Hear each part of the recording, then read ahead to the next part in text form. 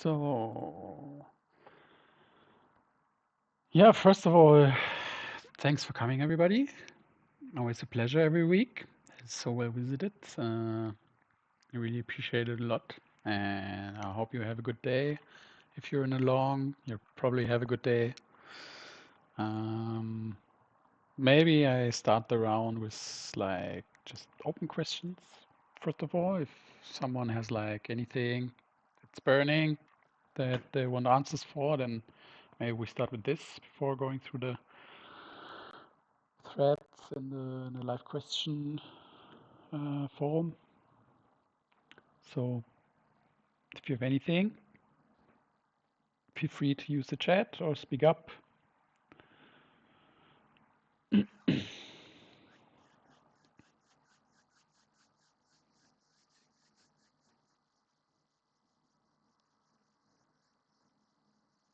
Okay.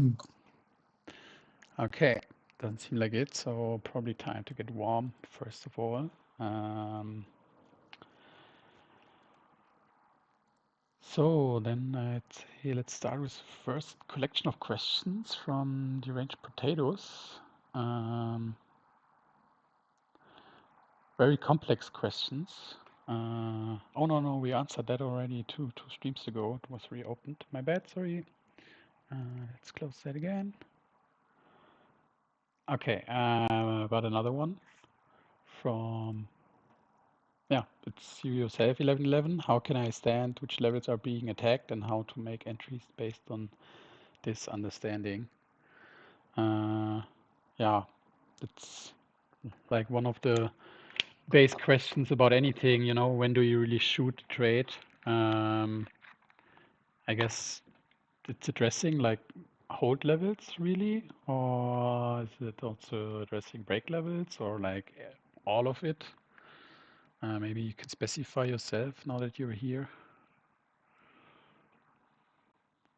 And how long ago? That's in live stream questions, right? Yeah. Making sense Um, of front I'm side, not back sure. side, swing 1 and 2, and how the levels break, move trends.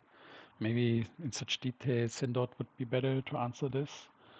But we can try to go through the charts a bit and make sense of it. Or you specify up front.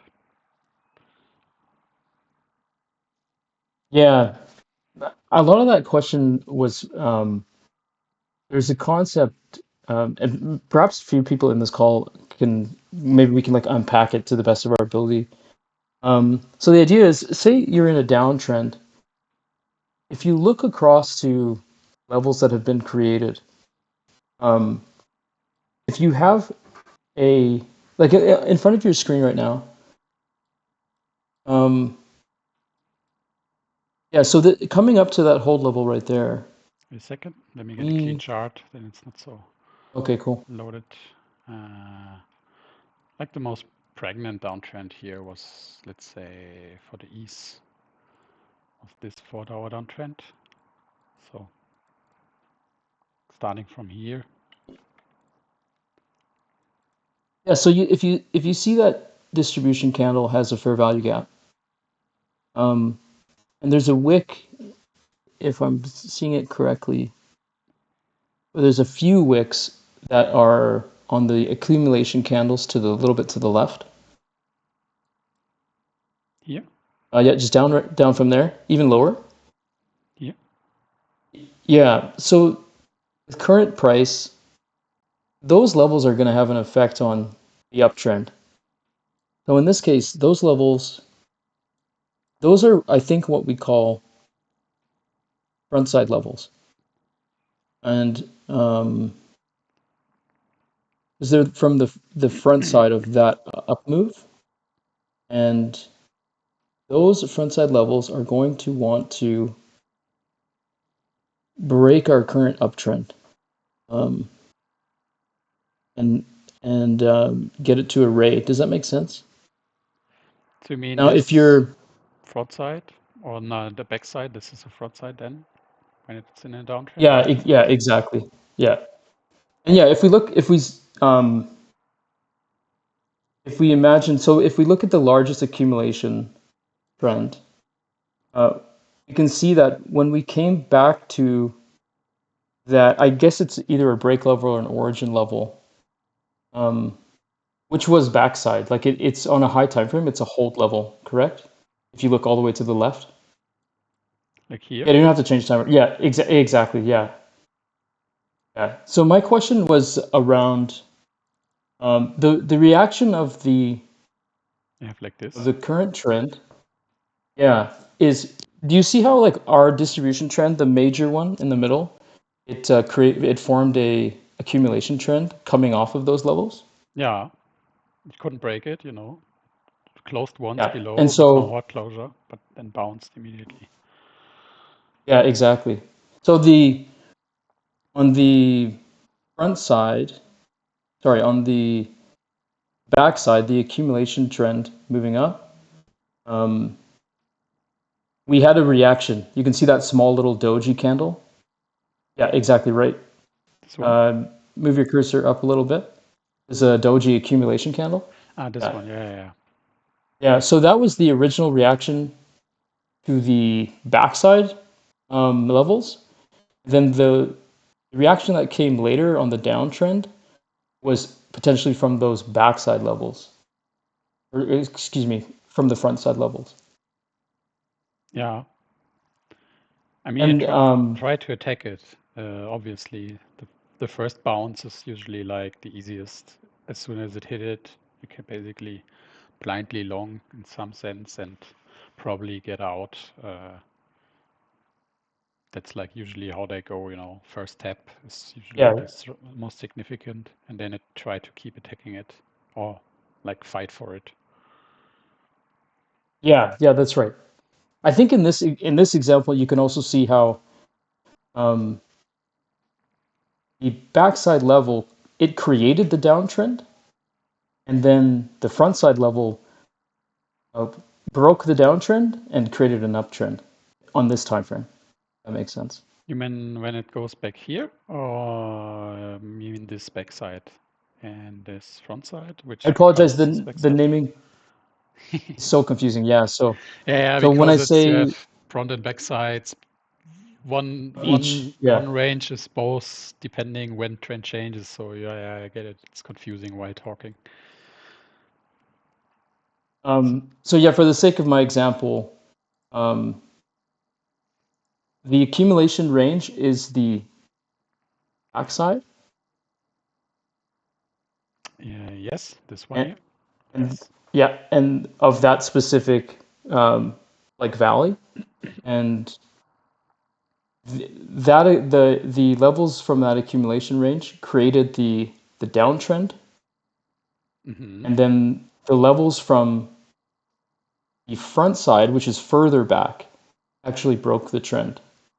And so my line of questioning was related to just more insights around, because if you were trying to trade, like say on this main distribution downtrend, if you wanted to trade that and you're like, oh, this is where it's going to reverse, we would know actually that because it's from the backside and not the front side, the behavior is going to be different. And so in this example, you can see it actually played out perfectly. There's no reversal. It just had like a reaction, and it created that distribution downtrend. And then finally, when it reached the front side level, which was like the main, as you can see, it runs all the way through the middle of this range. Yeah. I don't know. And we got the actual two candle new range up created. Yeah, that's right. Yeah. Yeah, I guess at And this I know stage, yeah, keep going. there's a probability related to the fib trades, and forgive me, I actually don't know them that well. But if you have a front side fib trade, like the likelihood of it playing out, I think is very high. Like maybe someone can correct me, Yeah. and vice versa. Like if your fib trade is on the trend that you're on, the likelihood is less than if it's from an older front side trend. Someone needs to correct me there, but those were the questions I had. Yeah. No, you're right. So if you have this backside, and we unfortunately on the 4 hour have not any hold level left here that wasn't used. because it was basically only this hold level and it got already used here on this wick. If you were supposed to trade FIBs and you had a 4-hour that was not tested, then you would, on this downtrend, make up on this front side. Yeah, let's imagine for a second it would have gone just lower. I don't know. And this wick wasn't here for the sake of the example. If the price was to go here, you would long this because it wasn't used, it wasn't consumed already. And then you would, for the sake of the example, again, we have more here, which I can go through for this backside. While going through this front side, you would long this from this entry to this exit and have a very high probability of getting your profits. Getting your profits, period. So that is a high probability 1v1 trade Yeah, because it's on the exactly. backside. Yeah. Okay. I mean, I take more depending on the chart structure, the trend, and multiple things. But if you're trying to make like blindly these things, then yeah, we have a high probability of hitting those profits. When it's straight up finish trend, one direction, change trend, and then you trade this backside while the front side is going. So maybe we have something on the 1 hour. I mean, it was an up only accumulation, so probably everything already got consumed. Yeah, there was not really any engulfment that wasn't really tested. See, you have here one, but it already got activated here and so on. So that's also probably why it wasn't that strong. You can see how it kept falling through this break level and attacking it and then eventually bounced, not closing below. But we have a pregnant example here that I also shared in chat while it happened, which is this sneaky little 1 hour engulfment. You see, you have distribution candle, accumulation candle, no wick because it just ran away. No wick ever, no consecutive candle ever hit it before running, so this is a hold level that wasn't used. And then you can perfectly see what happened after the downfall. I mean, we can talk about that range also, but just for your question and going through it, and you can see through the right. Oh, what is this? An initial bounce immediately. Then more things happened because eventually when you run through the candles, you ended up with this 4-hour closure and have this uptrend going. And then you actually have an accumulation on top of a 4-hour trend, and then it found support there and built more things. That range trend created here, and then it started just crunching into below the downtrend. Very sticky. Talked about it a lot yesterday. Super sticky. Basically every single time was just a rejection. Could have shorted almost all of them if you wanted to. And eventually, yeah, it finished its accumulation and then just went off.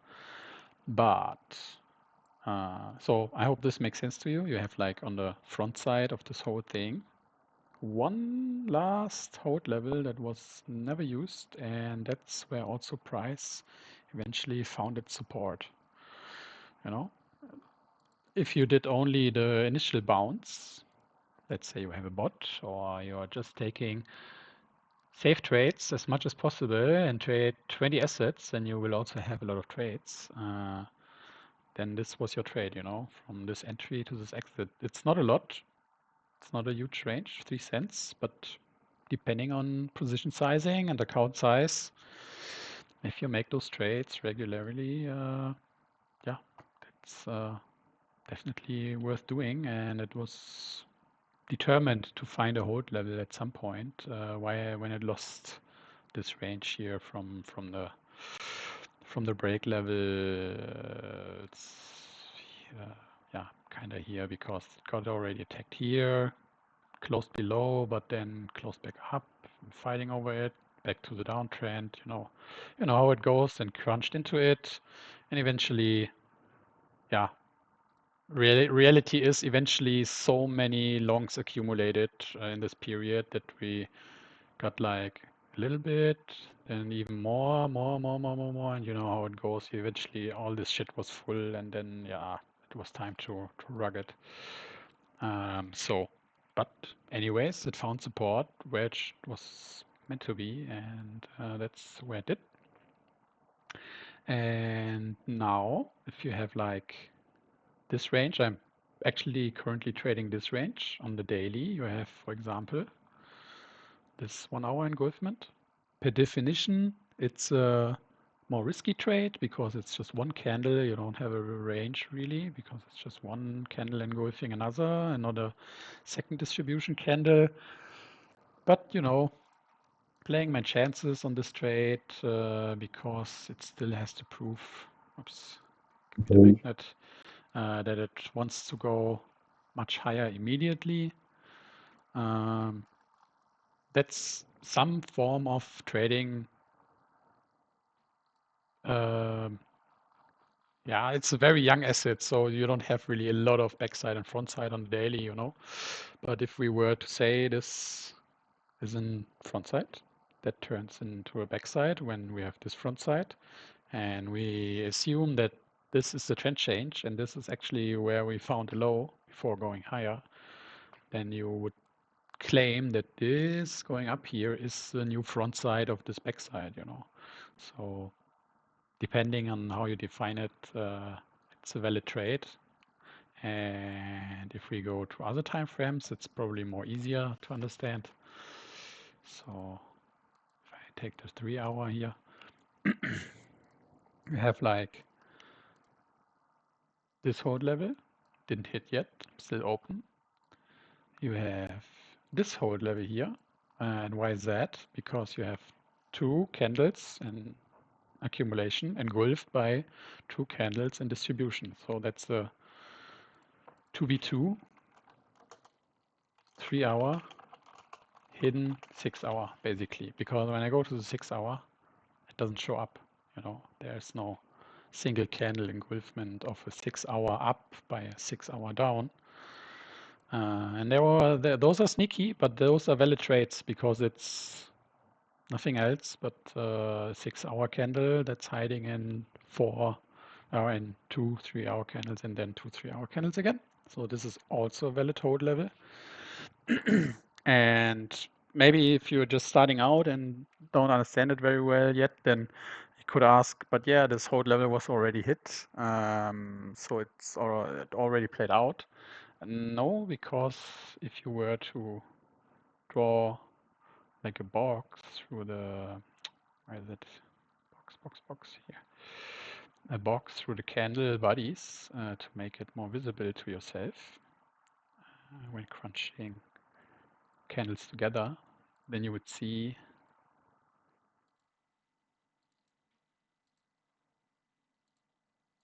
those.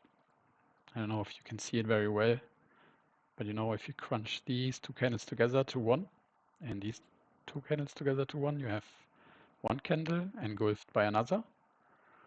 And yeah, then the entry didn't hit because the hold level is up here, and any other candle afterwards was only lower. This candle would need to hit this one again to activate the short. So it's still a running or pending short. So even though yeah, Jamin. Even though the first candle engulfed two, you still like to look at it as if it's a 2v2. Is that right? So these are like three individual trades. This is a 1v1 engulfment, completely normal, like basic 1v1. You have a 2v2 here, and even a 3v3, if you see. Yeah, fair enough. Okay. Excellent. So these are all individual trades. So the other one would be just like a 3v3. And I want to come to the other point of your actual question of front side and back side.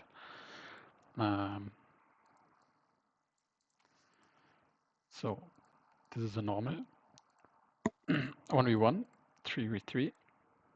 You even have this one. But yeah, you need a bit of exercising probably to see those, and also especially if they got hit or not, because now it's again, this wick hit this hold level, yeah, but that candle is part of the engulfment, so only this candle can the earliest activate it, and it never did, and only did so here. And you see what happened afterwards. So what I was trying to say to also answer your question, this to me is a new backside, and this is a new front side that's just forming as we go up, this whole thing. Mhm. So I'm trading this backside, what's offered here, at this front side. And it has a very high probability, even by common sense, because when price goes back up into a huge range, you will probably have a lot of headwinds. You have a lot of resistances, people taking profit, algos checking out on being overbought and whatever. For sure, you can try to hold on to be like, yeah, it's up only and it will shoot through everything. But yeah, the candles have other ideas, the daily engulfment, then all these 3 hours. So you have a good chance if you're not like Degen shorting here. I'm for myself, I'm in a long and I'm only scalping the shorts, and they never overcome my long. So I'm always hedged in worst case if it runs, if it keeps mooning for real and does like this.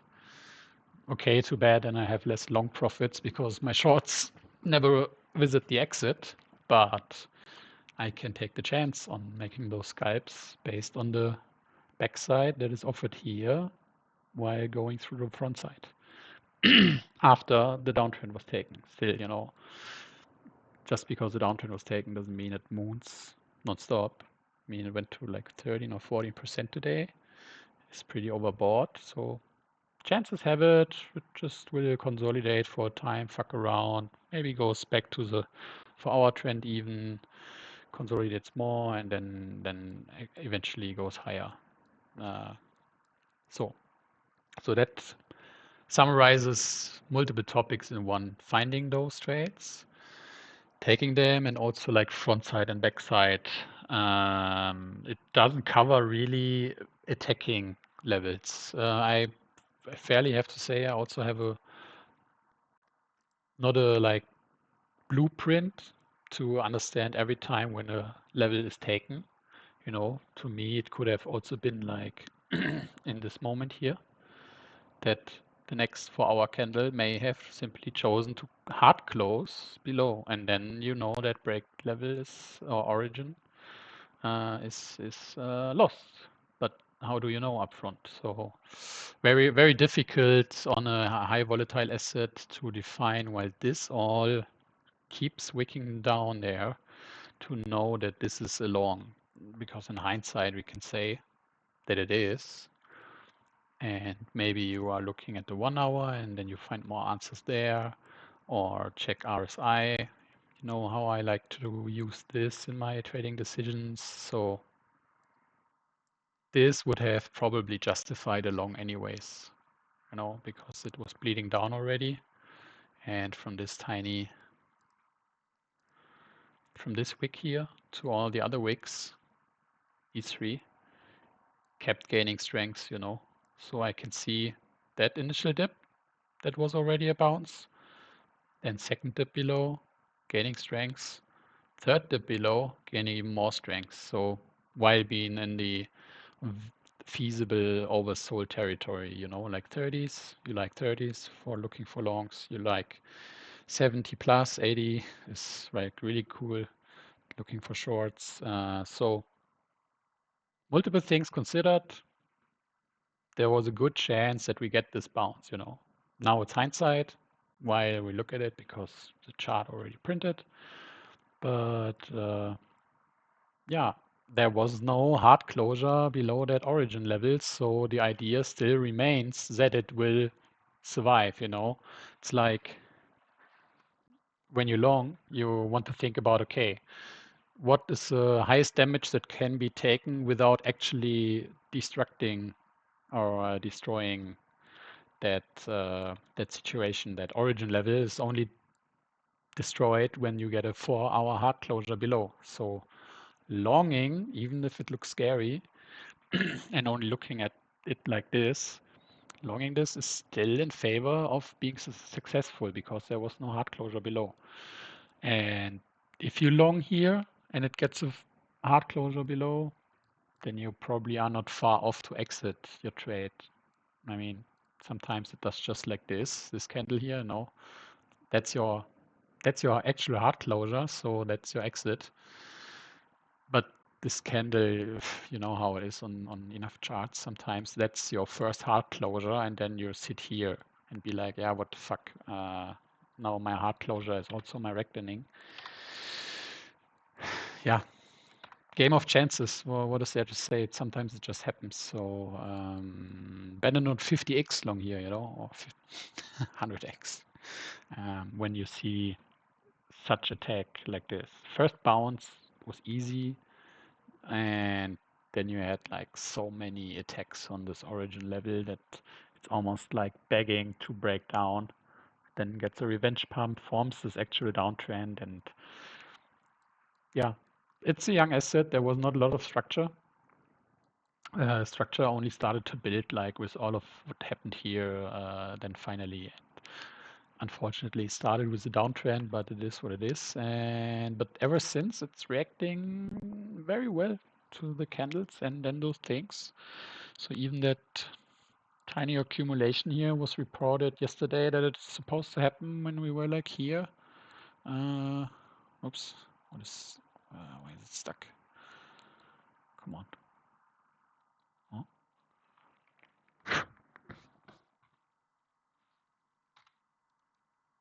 Ah, okay. Already decided to cut anywhere. When we were like here, and it kept being a sticky downtrend, I drew this out that it's most likely trying to bounce between this range trend and the downtrend and eventually takes off.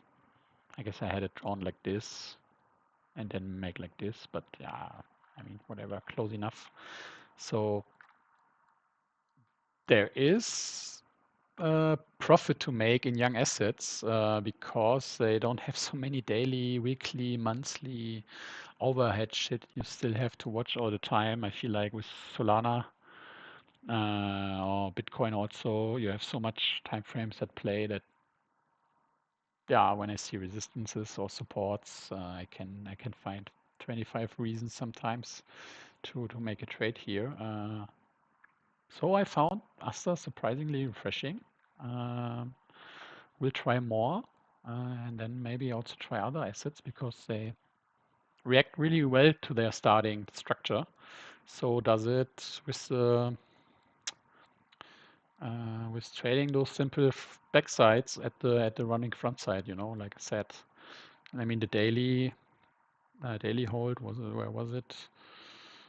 Yeah, somewhere here my short. So I mean that's as close as a short entry as you can get now that this happened. And you have a 3-hour long also here waiting for you to take, you know. So I have an order here and I will scalp this. If it goes lower, it is what it is, but eventually it will go from entry to exit, and that's money. So yeah, actually worth it trying to exercise on the smaller asset. I feel like it's it sounds weird because the volatility is crazy, but also you get responses faster. And since you don't have so many time frames that is involved with, like, I don't know, Solana has this 18-week long running, you know, and it targets 289. Yeah, what if it goes there straight away? I mean, not super likely, but we can justify that it will do this, you know. So I find it a bit harder to terminally take down huge money into a long for $230, while it could do that anyways, go $60 more up. Not super likely, but I don't know. Maybe it happens anyways. So for exercising, I gotta say, from all I charted here on this thing, if you take those FIB trades religiously, it actually is surprisingly good and efficient, those algorithms in following those. So I'm not sure if that 3-hour short already played out. Yeah, it actually did. So if you don't understand it well, to check if a trade already finished or not, I can go through it again on a clean chart. It's probably easier. 3 So what are hour. the best time frames for young assets Sorry? like this? What are the best time frames to look at for young assets like this? So I chart the 4-hour and 1-hour, like for levels, trends, 4-hour. Also have one daily trend, but there's not a lot to gain from this. 1-hour and 4-hour, I would say. It's okay. It's explicitly what I do, not what I would only say. That's what I do. But the FIBs I trade on all time frames you see up here, anything between 15 minutes to daily is what I rotate through. And when I see them, then I check if they make sense in confluence with what's happening. A good counter example of what I didn't take is this 2-hour, 2 1-hour candles accumulation got engulfed by 2 distribution candles, so that's a short. But it wasn't an uptrend, it was obviously strongly pushing up. This was your entry here, and this is your target. And you see what happened. It kept running more. It didn't make a lot of sense to me to blindly take it just because it's there. You want to make it like a bit more within common sense. It's a viable trade, and with the volatility and all, maybe it even gets there today. I don't know. But yeah, it was not like a So super high probability so take. one question there, if you're looking at that whole level and you know that accumulation is not respecting that whole level, at what point, if we have taken a shot, at what point you'll get out of it? Yeah, that's a good question. Because I don't use much SLs, I usually just adjust my sizing rather than trying to play high positions and then SL out every time. But I heard that some guys are at the 0.5, sorry, 0.5 level. I guess Chargers fan is more into this with his bot and so on. So probably if you would have taken this short, even, yeah, mistakes are made. It's a learning. Not a good idea to short this blindly. It would be better if chart does like this and comes up here again. No, this doesn't make a lot of sense because the entry is already there. I don't know. Let's say it goes slightly just below, and then you take the short, maybe somewhere here. So I guess the Chargers fan bot found out that a good way to SL is at the 0.5 level between one FIB start drawing anchor and then the hold. So I guess your exit would have been like this. Yeah, right now it went through it. It would have been SL and now it already fell below. So I not recommending it to anyone, but I'm personally not using SLs. I rather decide manually if I'm not confident about a trade playing out still, and then I take that L and then move on. But for such reasons, even if it's like wicks and then you get wicked out by 0.5 cent or so, I hated that shit every time. So I'm focusing on trades that I have confidence about of playing out rather than taking all of the possible trades and then get stopped out every time, So if that makes sense to you. Makes sense. Thank you very much. Yeah, you're welcome. And So one more question. Can you please explain me backside one more time? mhm. Front side. Yeah, sure. That's one of the most, I guess, complicated definitions we have in all the talks and frameworks, because a front side and a back side, if we go just on a blank canvas, it's super easy in theory. You have chart, you go up like this and you go down like this. So this is your back side, this is your front side. You are trading the back side while you are on the front side, and same inverse. So if you do this, then this is your back side and this is your front side. And eventually, and this is why terminology gets sometimes confusing, and then other details I come up to later, is when it does this, then this was the front side to this back side, but now this is the front side to this back side, if that makes sense to you, because it's just, so this is front side and back side at the same time, but since the trend has changed again, they turned from the front side into the back side of this new front side. Mm-hmm. So, and the more tricky part is that you have obviously not only like super clean, non-stop, exactly price ranges, you have like multiple swings throughout all areas. So I guess, yeah, we can still stay on Astra, to be fair. Probably not a good example, because from all the candles I see here, probably everything already hit in terms of longs and shorts. But for the sake of the explanation, front side and back side, you have a front side here, this, yeah, while it's running up, it's front side. Then trend changes. This turns into a back side, and this is your front side. But also, when you have like tiny valleys or just tiny trend changes, then this is your new front side to this part of the chart being your backside. So basically, what it is saying is you're trading in the present or in any other future, you're trading the most recent candles that were present after or while the price is just running now. So this is the front side to this back side. Even, you can dial down to the 50-minute chart. I don't trade it a lot. Sometimes I Skype the 50 minutes, not a lot. But where are we? Like here. Always depends on how you zoom in. So even okay, there's not a lot to gain here because it went up so much. Then it gets probably super confusing if you zoom in like that. So this is a new front side of this back side.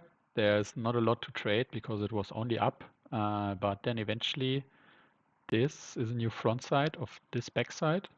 And then it just keeps restarting basically, front sides become back sides of the next trend change. And yeah, this is the new front side of this back side. Also not a lot to gain because yeah, that's basically only up candles, and so on and so forth. So that's the idea. The tricky part is on what time frame you're working when you want to make a decision. So I try to stick a little bit more to the simple candle engulfments for myself that I see, especially on an asset like that. And then see if the price goes nearby, if it makes sense to take the trade for different reasons like this. We have that 3 hour again. It's like the best running example at the moment. We have this backside while running live through this front side. And I determined that these are like still viable shorts because we are running overall into high volume area. People will try to sell out. We are overbought, uh, consolidation usually takes a little bit longer, or accumulation before it then wants to really take off. If it's not an absolute shit or meme coin, and I don't think that Asta is. It's a shit coin of some form. Obviously, it has only like 2 billion market cap, 2.5. So it's not complete crap, but it's also not like super large. Somewhere in the middle. And yeah, I don't. Without a big news, like I don't know, if they say CZ is buying Asta, then obviously no cattle matter because then the chart will just do this, you know. But if you're just trading what's there, then I feel like you have like viable algorithms already running on it and then following rules. Have those high success rates. Yeah. So Here, here we have a backside hold level at 1.9, right? Around that. where's it? Like this? The accumulation, yeah, that one. Yeah. Yeah. So if I see that whole level, would it make sense for me to take a shot, or shall I have to wait until? How do I make a decision? This whole level is trying to push it down, right? Yeah. So From how here do to I there. make a decision that okay, it's a good time to short, or shall I have to wait? Like, sorry, I'm still Yeah. learning, so No basic question. worries. That's like the most fundamental question, you know. So I can tell I have the orders for those 2 shorts. They didn't hit yet, you know. It was slightly off so far. Why I do it is for the reason I told. It's, to me, it's a front side trade on the back side. And also thinking about running into all of this volume area and then yeah, and all the to this range just by common sense, you will have some form of sell pressure before shooting through. If it's just normal price action, normal buying and selling, nothing news induced, nothing, no tweet, whatever, just candles moving up and down, then the likelihood of other people's and also algorithms selling here or shorting here is very high. So how do you make the decision if it's basically in confluence with the overall chart structure, being still in some form of downtrend, you know, still didn't take any of the prior highs, so we have, you know, still to prove that we want to go higher. So, oops. I mean, that's not like super accurate break level pointing, but just going by the candle heights, you know, you still have like lower highs and lower lows technically, just attempting a trend change here. So that's also why there will be profit taking and on resistances, which hold level is for being a short in that direction. That makes sense that you will get a price reversal even if it goes a bit through. We have that often enough. The daily entry was like here. So, and it wicked through it a bit. That's not like stop loss worthy, you know, it's just what happens sometimes, or most likely almost always price runs a bit through hold levels before then going to the exit. So if you were to look into multiple factors, you could have seen that if it hit the hold, that we were already like decently overbought and bearishly diverging even here. So price goes a bit higher while losing strength on the RSI. So that's how I like to get confluence with single trades. Then the other thing is what I said earlier. I personally have a long that will always hedge my shorts. So shorts are by nature much more risky than long. I mean, you have dead assets that only go down. So you know you're not happy if you longed anywhere high up and you're sitting in a dead long for sure. But on the base principle, an asset can only go down so much, but it can go up infinitely in theory, you know. It can double, it can triple, it can quadruple, but it can only go down 100%, so to literal zero. So if I have a long open and I scalp those shorts, which I think have a good likelihood of being resistance and being technically FIB trades, you know, they have an 89 to 99 success rate running through charts on an infinite time scale. Sometimes, obviously, trades take months and months to play out if it's a left behind 15-minute trade. But the FIB trades in confluence or congruence, sorry, with the over price movement running into resistance suggests that you will get a price reaction from that price point to that other price point. And I'm not such a moon boy that I think that without news prior that the price will just do this out of nowhere, you know. It's more likely that it will accumulate, then distribute a bit and accumulate a bit and slowly over time build some form of support that we have good chances of to then bounce off of again, then accumulate or consolidate a bit, hit those resistances, then all the algos are shorting or selling out, and you get the exit actually where it's supposed to exit. So just by a common sense, it makes sense that this trade will play out, you know. So I have a decently sized long and I take a fractional sized short. And if I stack multiple shorts, then I still try to not overcome my long position even by 50%, you know. So even if I'm wrong and I get a Moonboy tweet or whatever random volume that's not predictable comes along for whatever reason, then the chart goes up, my long sits down here, my short sits here, then yeah, okay. Eventually I have to make a decision if I want to exit my short, but then I will just also take some profits on the long to head to to offset, you know. So that's how I play it. You can also try to practice that, but yeah, I don't like naked shorting, you know. It's just I don't like it that much. This is a personal thing. Technically, you could also just nakedly short it and have a probably high success rate. Thanks for mentioning that, Blue.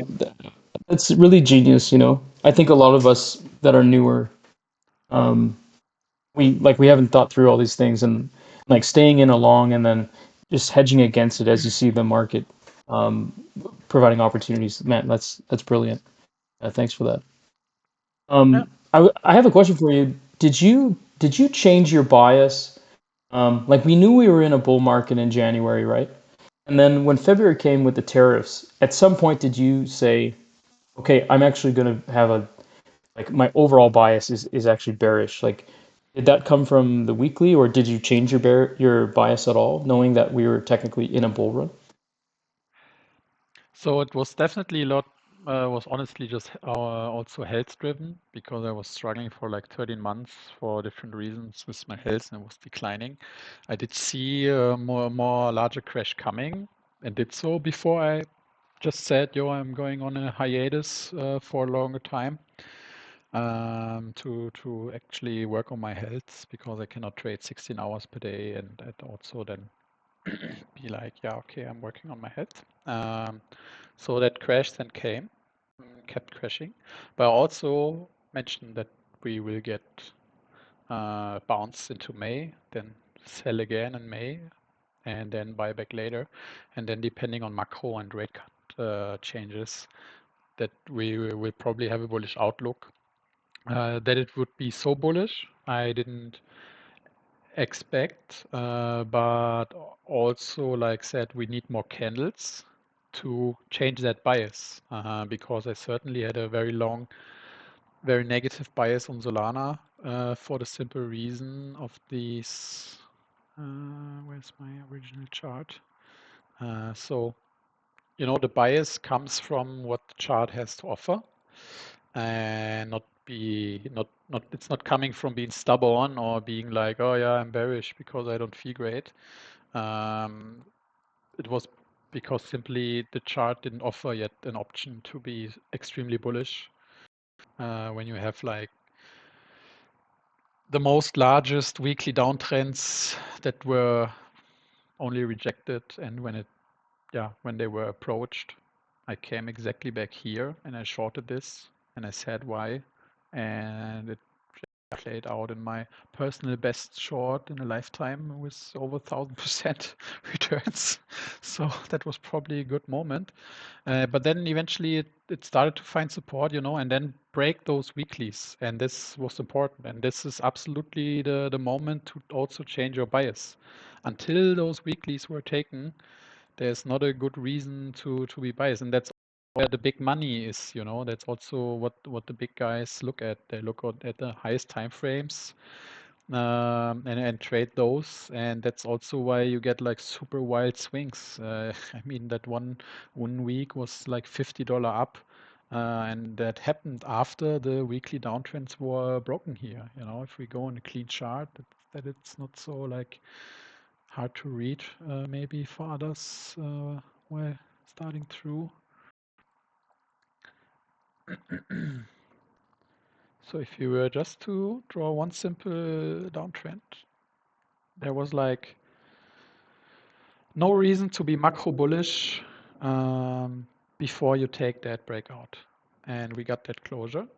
And that's immediately when I flip bullish, basically with a bullish bias. And then it got even better because you can draw more trend lines here from the other peaks to get like the last piece of certainty, Yeah, and then it went to 253. I mean, I was already bullish there, but because that was a major trend line here, but it just kept breaking all those trends. And when those happened, I also shared it happily that now we made the structure to justify all the all-time highs. Before breaking these, there was no justification in the charts to be up only. Sure, you could also find a reason, always find a reason to say like, yeah, it was always up, but those candles only came. Now it's hindsight. Now we say, yeah, we have a weekly uptrend interior, even at the it, and it's very strong, obviously. But when we were talking about serious projections, you haven't had that situation. I came back here to short this for a reason, and if you go one candle further, then that was all the profits. And then there was this trend here didn't exist. That's just again hindsight after development. So you have this, then you have this on a monthly, or have had. So we were like here.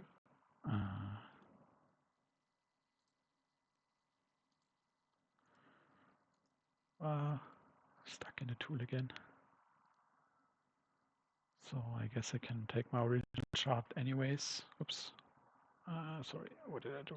How do I exit this shit? Is this? No.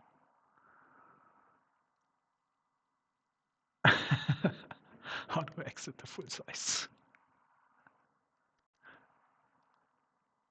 Where's that button?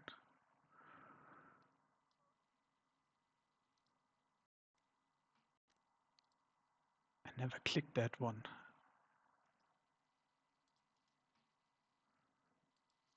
God damn. How do I return to the normal view?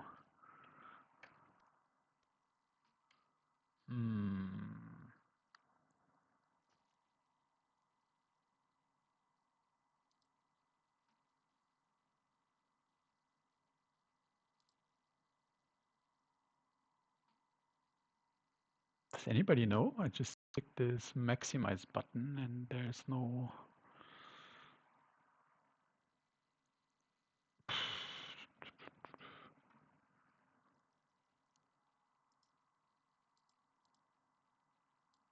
Yeah,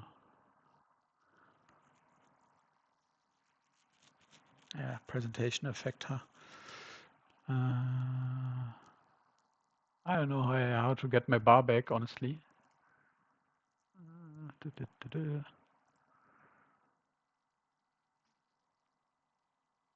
this, not this. Also not this.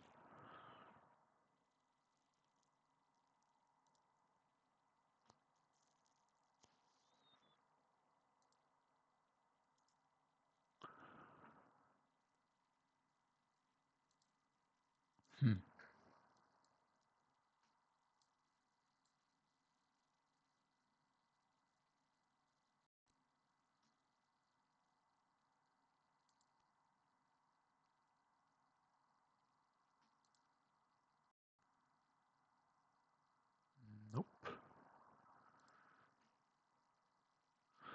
Let me restart TradingView for a second. I don't know what I clicked there and why everything disappeared besides the price. Yeah, that's why a masterclass would be good. Somebody could tell. Give me a second.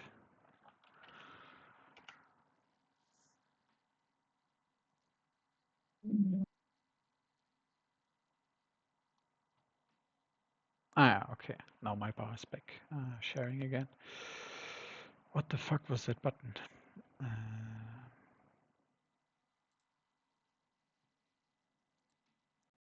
So, when we were at the monthly, before everything already happened, you know,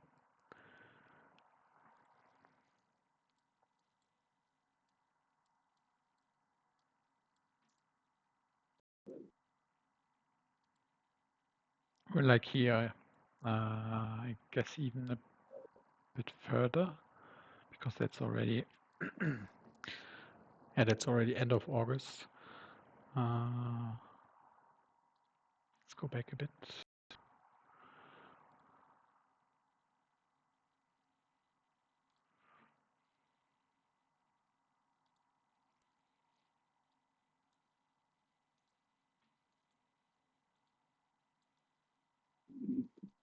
So there you go. I guess half through that candle. Yeah, whatever. So it was sitting on the monthly resistance here on this one global downside trend. It was sitting on that weekly I showed before. It had like a triple bearish divergence on the daily. So that was like just a super obvious short to even then come back. And yeah, it first has to prove to take those resistances. You know, it's not like I'm bearishly biased because I want it to go down. It's the chart has to prove to take those levels, and then you can flip bullish. And then eventually it put its head out, and even best is on the running monthly. That's like just chart porn. You know, you have like the largest resistance on the highest time frame that's watched by the most money. Yeah, just broken out basically. So I guess did the prior candle close outside? No, it closed right at it, which makes it still risky.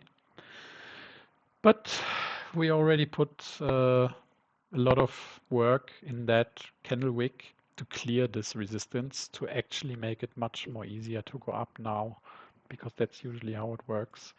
If that's not your reversal point and macro favors more upside with the rate cut and then the second rate cut in the end of October and other things. So if nothing dramatic happens, then all the resistance up here got already cleared and you got the weekly that will bleed up into your monthly. And the moment to flip bullish was latest at the close of this candle here, because it closed above that largest downtrend. And then it kept even getting better, you know, and that was also then when I turned bullish. So, and you see what happened since. and it just got more crazy because it kept running even harder to clear all this resistance even more. And you know from Syndot's videos, I was telling like, yeah, super strong, it will go up while Bitcoin will go down or do nothing, and that's what exactly happened, which is still a very astonishing, precise, timely prediction to make, and then it happens. It was very fascinating to watch. And then it cleared all those resistances and made all those higher time frame closures, all those weird time frames with hard closures first time. And yeah, you know, if you watched all the videos, you know what I'm talking about. So all this, what this push up did is preparing for even more upside, you know. But being bullish ever since this weekly candle closure by the things I watch was perfectly fine. And so did I change my tone for the overall outlook. Very long answer. I hope you didn't fall asleep, but probably needed to address it properly. No, it's always absolutely brilliant, man. It's really cool to see you're like I've started using RSID, but you have a clear picture and like you. I never draw as many trends as you, so I might start doing that because it seems simple enough. And yeah. So in the future, at the top of the bull run, will you be like it? It might be difficult to determine when that is. Like we know roughly based on time, but eventually it'll put structure in place, and then you're going to change your bias. Correct? Yeah. Yeah. That's like the most feasible thing, and that's when you will try, because you know when you have like a blue sky breakout on RSI, you don't have like anything to, you know, everything got broken. So what are you going to draw? I mean, you can try like this from this hump to this. Okay. Yeah, but the quality is not really cool. So yeah, you may have to then eventually start to draw from the bottom side to the top side, things like those, you know. Gotcha. This doesn't make sense because it goes, yeah, to the moon. But yeah, maybe something, I don't know, it still has to print, you know. At the moment, it's more about finding the final support and then flying high. But maybe something like this starts to be viable. We will see then. I will dig more into this when it becomes more relevant. For now, I'm just trying to get the best long entry. Maybe I already sold it because I had that 190, low 190 entry and sold it at 205, being greedy for a low entry.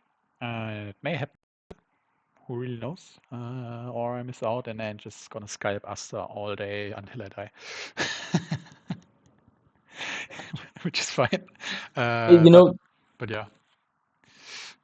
talking about this leads us actually into another live stream question from me about shorting shitcoins. Mhm. Rumor has it you've got some experience with that? I didn't really do it myself because the last time it happened is when I lost all my money to FTX.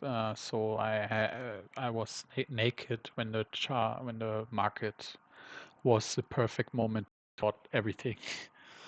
So, Oh, very well. but I Yeah. know two friends who did that, and yeah, and they were very successful with that. And it's probably, I thought a bit about it. I liked that you posted a question. I already wrote that in chat. I thought briefly about it. If I would try to approach it, I guess, you know, when the likelihood of things rolling over are, yeah, coming to terms, you know, it's not like we will nail it to the dollar or to the day even or whatever, but there will be signs, you know, people talking Yeah. Lambos and up only on Shiba Inu, Elon Musk, Mars coins, you know, going up 500% and whatnot. There are already signs. If you see the Cook rates von Sin and then it jumps 60% in one candle, it starts to print those signs, but it has to roll through more assets, I guess.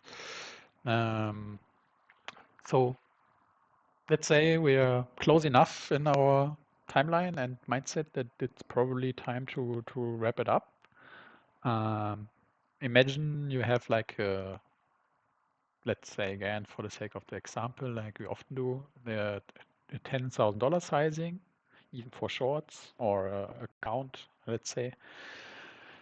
I would probably spread this more through multiple assets in tiny chunks and then see how the charts develop a bit. Not really doubling down, but just to mitigate risk. If you find out, I don't know, you will find more. But let's say you take 20 shitcoins that have no license to exist or whatever, that they will just go down 70, 80, 90% again, like they always do. And you find a good pumpy entry during those euphoric times. Then just probably snucking in like a $500 position into multiples is probably the thing I would approach. Like the design of trying to short a market as a whole is the question. So I would probably not try to find a single coin that I blow all my money into, but to mitigate the risk, I would rather try to spread my desired total position size for shorting the market alongside those assets, because some will go down earlier and some will probably also go just a bit up more. So, I mean, if they all keep going up, then you'll probably have a timing issue. But if you are like, I don't know, how does that cook chart look, for the sake of the example again? Is that this one? Oh, I find it funny, so I just take it. Was it this one?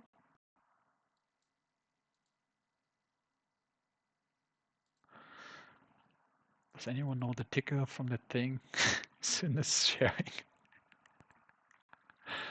Yeah, I don't know, whatever.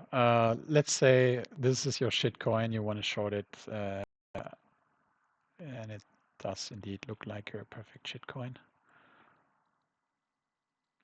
Let's say it does this euphoria thing, Moneyball is rolling, and it goes here for whatever reason.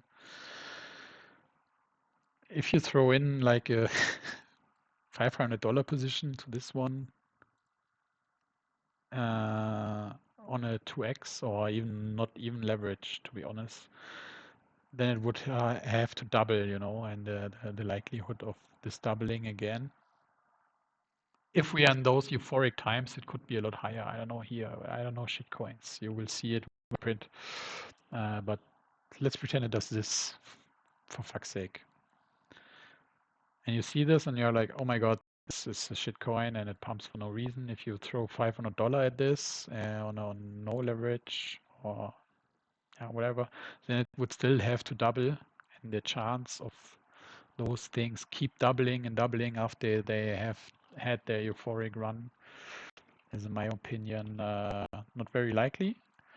And even if they do, they will probably not do all at the same time, because that money ball will probably go into 100 assets, then all those pump, then people chase it, then they roll over, then the next 100 pump, then people chase, then they roll over, So if you have like, if you can find multiple assets to you want to short, and they have a meaningful psycho pump that is like ridiculous, and you're just throwing $500 here and then set and forget, then it's, you probably have a higher chance of spreading the chances on, let's say, $500 20 times being $10,000 on 20 assets, rather than trying to find that one single asset that will give you that desired situation, because it is crypto, it is shitcoinery talk, if this thing doubles, you don't probably want to have like all your margin that you were to use to short the market in just one asset. So yeah, I guess I'm repeating myself. So that was the thought I had as you were posting this thread. And when we get there, then I would think about if I do it that way or not. I didn't decide yet if I'm gonna do it. You know, Fair. Yeah. Okay. hope that makes sense. That diversification makes tons of sense. Yeah. Yeah, and that's the thing with shorting. You know, the risk is infinite. It goes always back to this.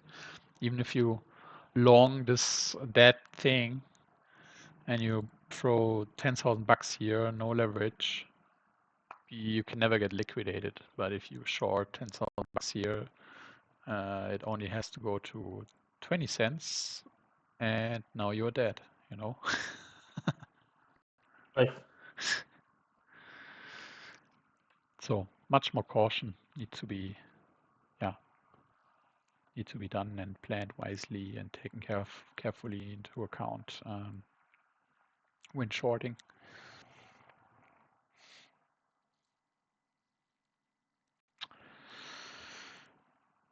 So yeah, I like that question a lot. So thanks for bringing it up. Made me immediately use those brain cells. Perhaps in the community we'll have some like great ideas as we get closer to Christmas. See what happens. Yeah, I mean the honest take is macroeconomy is recessionary. There's no doubt anymore about it.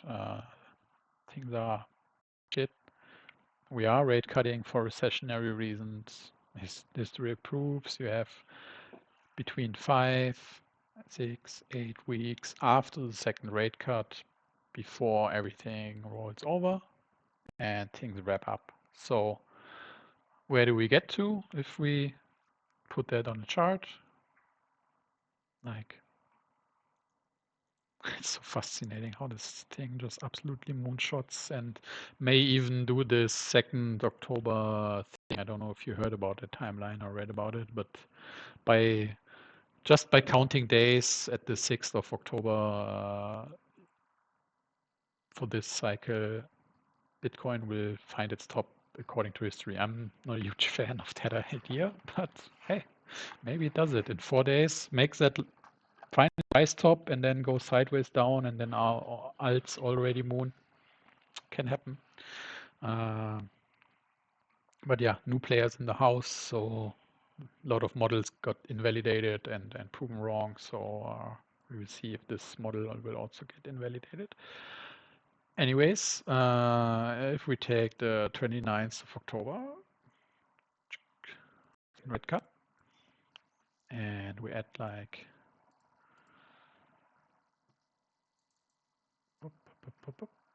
we add this cycle lines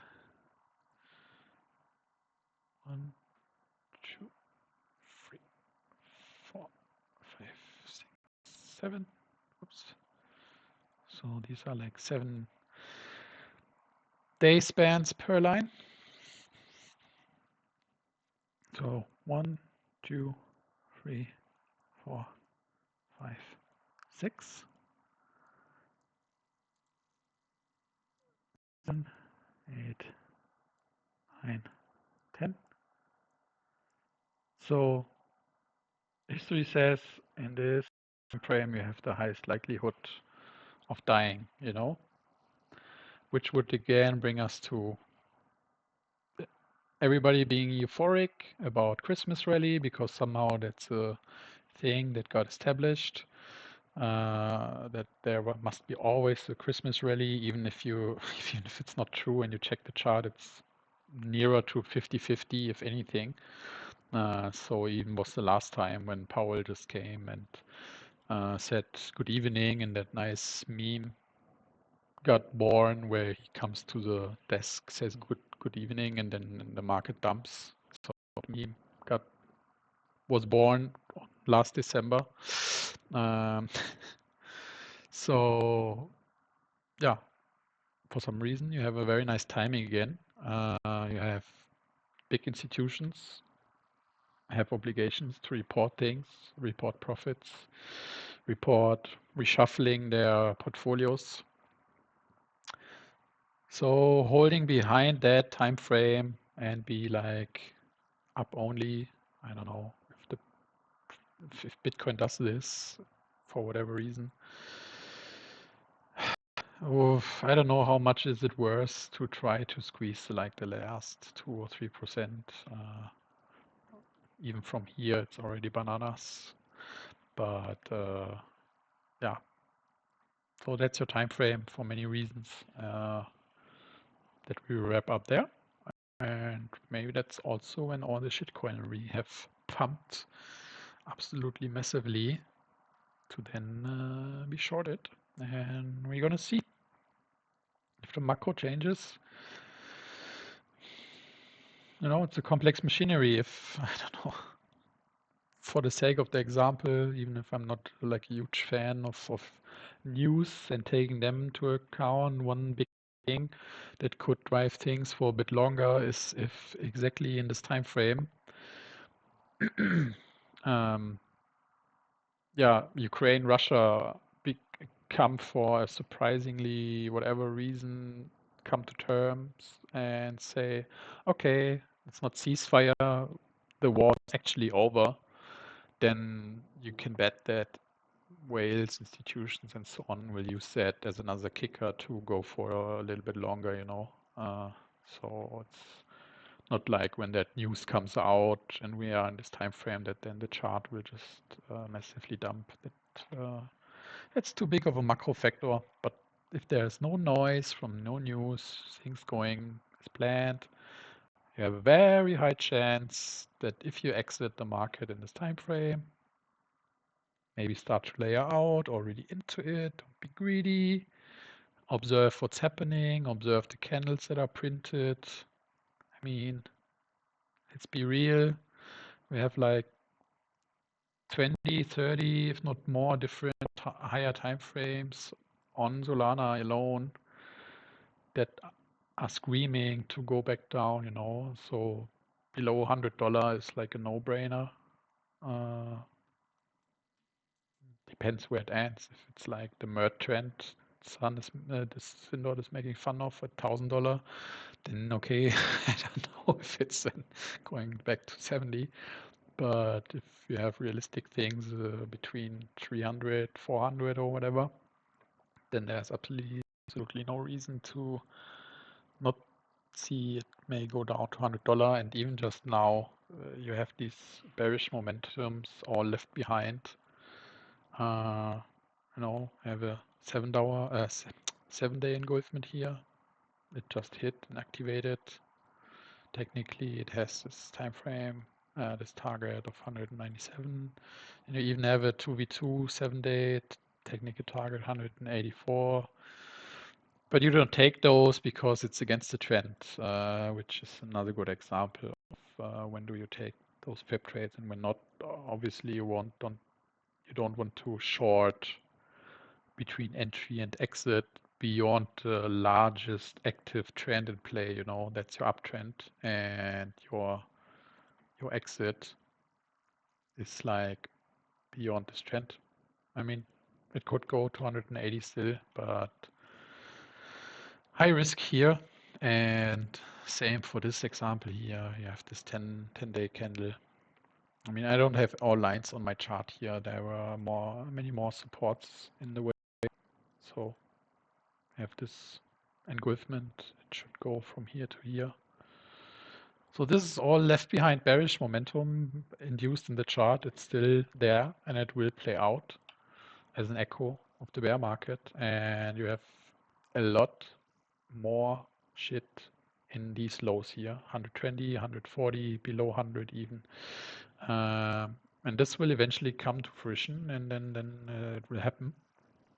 But you don't want to take those against the trend, you know. That's just candles on another time frame, but working the same as the 1-to-1. What was it? The 2 1-hour candles versus 2 1-hour candles on Asta, where I said no, I will not short it because we are pushing up, and my risk is too high of shorting this right away. Now that we are approaching the entry from the other side, ironically, you could maybe think about it, because it's still a valid trade. Usually you take them from the opposite price direction.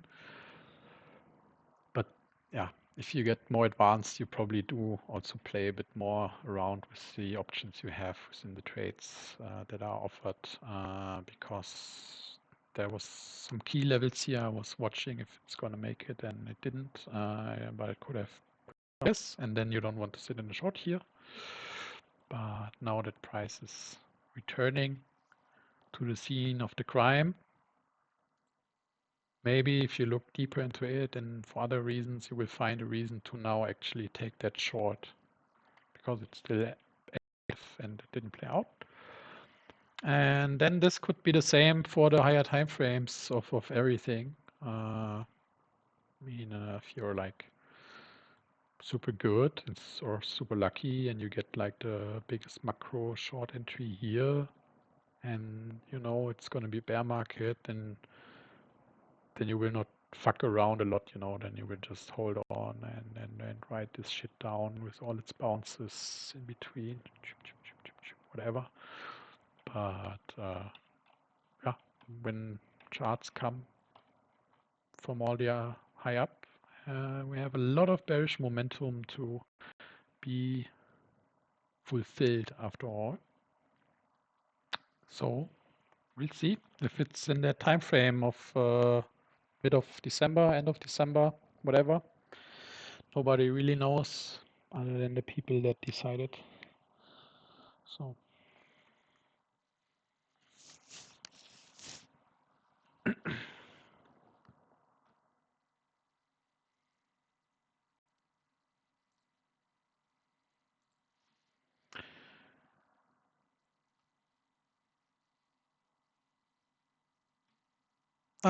I see Sin is here chatting. Bybit Cook. Okay. Yeah, I don't know. Okay. Mega pump candle. Yeah, if something like this is still up there, then it's probably worth a short.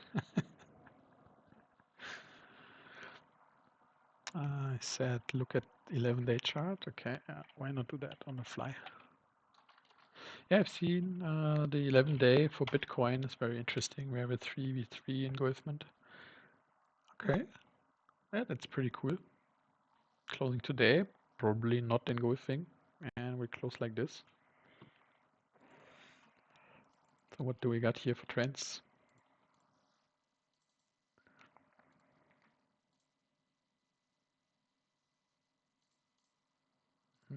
Yeah, looking good. Yeah, that nailed it. Yeah, I mean, while it was crashing, there was just so fuck shit ton of support all the way down. Anything lower than 200 was, yeah, anywhere here it can reverse anytime. So is it the 11-day time frame alone, or is it like 25 or 30 or 50 time frames that we're all saying it will revert at 190, also being like super oversold on RSI levels not seen in 2 years. It was super crazy actually to watch, and gave a lot of confidence to long again, but yeah, I didn't mean it had to immediately shoot up $40 also. So sometimes things are just wild. Current range trends 59 top. Range trends, I just used the tool that 1111 gave. Whoop. Do we have more? 590.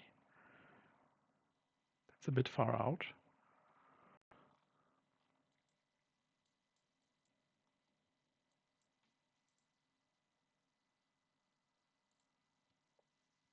Yeah, whatever. We have so many reasons to go higher, so I don't have an issue to see all-time highs, especially with all the weekly and monthly breakouts. With that week pointing at 989, and then it's like $5 to all-time highs. So why would you stop there? Yeah, fingers crossed we get another leg down for cool entries. But yeah, still to be defined. It means 2nd of October. CZ seems to play jokes with, oh yeah, October is here, and then things immediately run non-stop on the monthly rollover. It's completely nuts. But it is what it is. So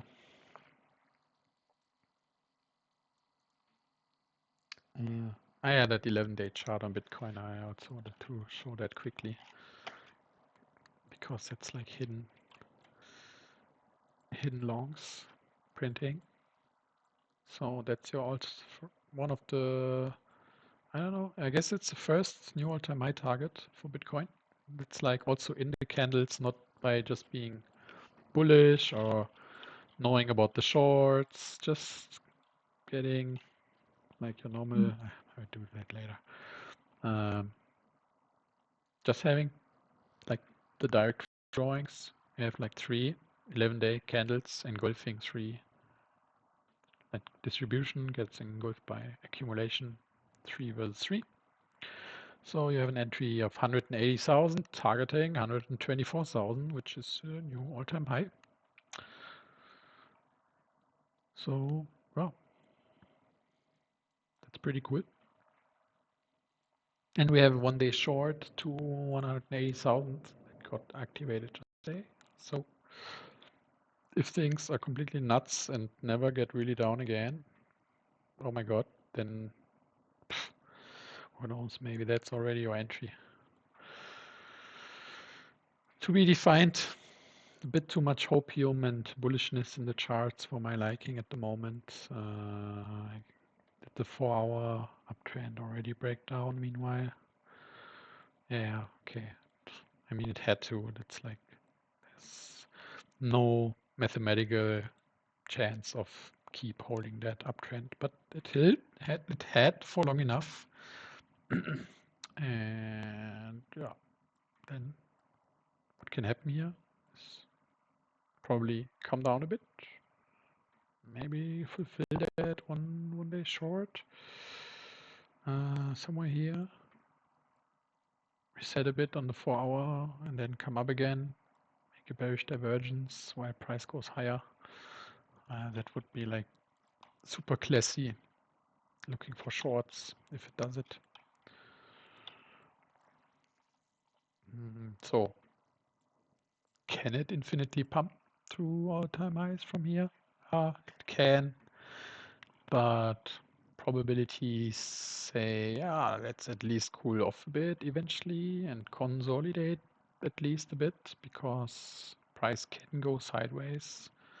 Why those things reset and they go like this, like super cringe, and price goes very long and very breathtaking, very boring, and then resets, and then eventually it gets enough room to run up again, you know.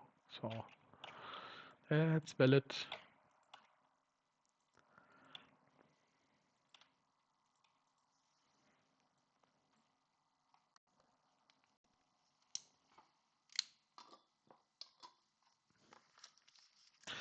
Then you got to show me that $590 top from the 11-day chart. I couldn't figure it out right away, gotta say.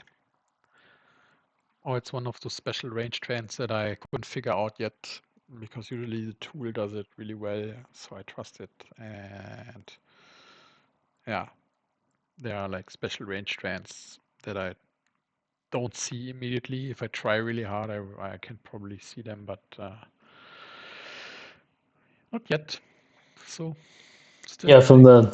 the candles like get left behind. Yeah, that's right. Yeah. Do you If see it? you, Otherwise, you can just tell me, and then we just learn. well, I think on the 11-day Solana you had it right. Perhaps, I'm not sure, but perhaps if we move over to December or whenever we expect the bull run to end, and then we. So which candle? Well, are those sorry, those are trends you made. So add my indicator, and then go to December. Yeah, maybe it's one of those. Yeah. What's that give us? Or oh yeah, not quite. Yeah.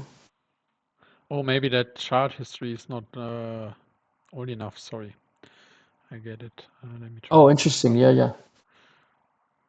So this is very congested already with all my shit. That's Leviathan monitoring. Give me a better feed. Yeah, whatever. Range trends. Click. Doesn't show here. Weird. And that's the get. Oh, Oh, that's the 1 monthly. month. Yeah. Yeah.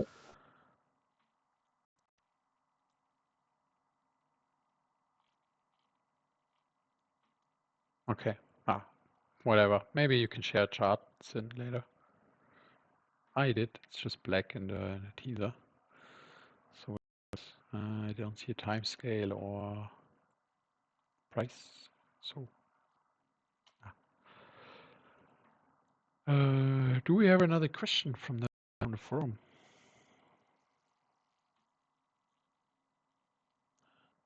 Maybe this. Guess we haven't answered this VWAP question, have we? VWAP. Yeah. Also like ask a lot about. So what is it? What's the best indicator for? How to use it? How much priority? Okay, so basically, yeah. Well, what is the whole thing? That's the question. Fair enough. So I like to observe it more on a higher time frame. You can see it in my monthly chart. It's not super up to date and probably has some other lines within, but if we just take a new one, because why not?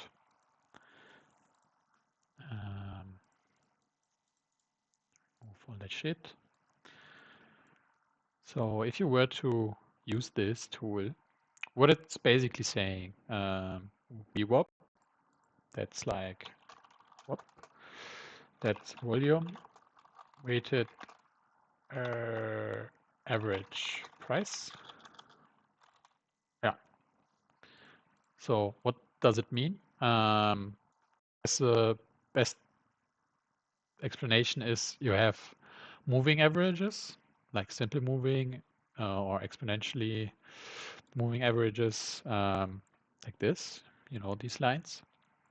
So these are just taking candle closures and averaging them out through a period. But what VWAP is doing, it's also accounting or considering volume, which is like the actual critical part if you look into charts and if you have like any price reversals, usually go with high volume on the tops and on the bottoms. If you zoom in, short time frame, higher time frame, you usually have like high volume at those reversal points, because that's where most euphoria, most panic kicks in, and inversely those decision makers then sell out into that euphoria or buy into that panic. So what the VWAP is showing you, it's drawing those averages in while it accounts or considerates that volume in those candles. So if you put it on your chart, is it here? Yeah. What you usually want to do is, for my higher time frame chart, like on the monthly you've seen before, I just put it on the highest price point of the prior ranges and on the lowest, because it gives you a very nice framework where also like most money and big money is doing the observations of what's happening and playing on those things. So now I clicked it on this candle here. It's not very precise because it's an 11-day candle. So when I set those up, I actually zoom in very, very much. And if the daily candle is like super large, being the highest price point, then I even zoom in. And in this case, it is. So that's the 6th November of 2021. And I will go at least into the 4 hour, use the date time tool. What was that? November 6th. Then I go there and then I re-anchor it, because you can see if I were to use it from the 11-day, it's not on the highest candle. And the idea is you want to have it on the highest candle for the one VWAP anchor. And then you put another one on the lowest price, which is, yeah, not surprisingly anywhere at this $8 range.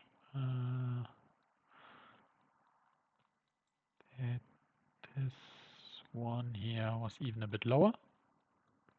So yeah, in this case, you can choose take this one, because then you would also account for this all this volume, or you just go really with the lowest, which is this candle. And so what it will do, it will draw you like moving averages, but it will also weight the volume in those candles within that average. So it gives you a better idea on the chart of how over time volume develops into the chart. And eventually, if enough time passed and you do it like this with the prior range top and range bottom, then you have, surprisingly or non-surprisingly, that same phenomena as of like trading front side, the back side from the other framework ideas.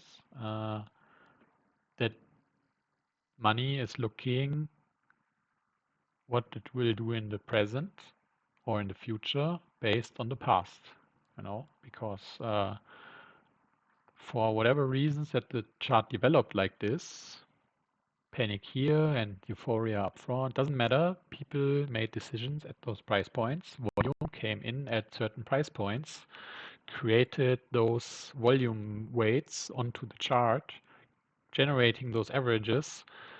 So you have a good likelihood of in the future to get a reaction on those real volume-based moving averages, if you want to call it like this. And you can actually particularly see if you don't change any settings, because you can play around with it and then change multipliers. Like if you want to say like the third band as like a force multiplier, then it moves it up a bit. And it makes sense if you set it up to play around a bit with the multipliers to see at what price points those bands actually made a difference. For this moment, you can see like very pregnant example of the low of the 8 months consolidation, that it just bounced right above it. But even if you zoom in, you will probably find some, especially the tops are like super pregnant. Like couldn't get more precise than that. I think you will find many reasons why this was a top and causing that famous perp 16. And then after it found a floor, it found again the top beyond those bands. And I mean, obviously the upper bands are like the overbought part, and the middle bands are like, yeah, middle rangings, and lower bands are like oversold. You can already see how it stopped before that. And now that we found an uptrend, price actually reacts pretty nicely throughout this. So now that we bounced off here, I don't know if we go one more time lower, would be cool to get another long in, you know. But even if not, and that band draws over here, and you get another entry chance for 205, because you know it got tested, falls through, a lot of volume will be found here. Eventually, price doesn't fall lower, reclaims it. There were many reasons to bounce at 205, as reported in the chat while it happened, that there was support a lot after going out of this low. So also you have this VWAP thing here. You can also see on the left, like how it kept tap dancing on it until it eventually frees the candles and then goes. And so latest moment, big money, we also look at this, will be at this area here, you know, like 270s, 280s, and there were a lot of people selling out.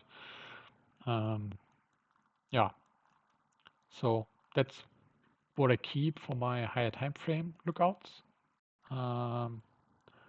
But it's actually also possible to use it on shorter time frame, and I know people who are trading a lot around VWAP. So if I delete this here quickly, that's the price line. Let's say, yeah, you know, just want to take the most recent time frame, then you would go here, anchor it on this candle,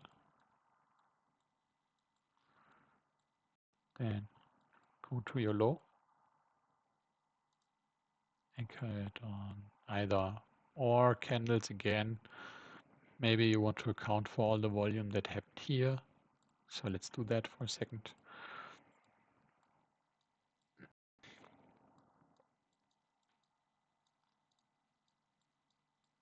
And see if we get good information out of it. I'm not sure if it's the best feed to actually do it because it's a perp chart and not like actual spot volume. And like spot volume would be more of interest to track it.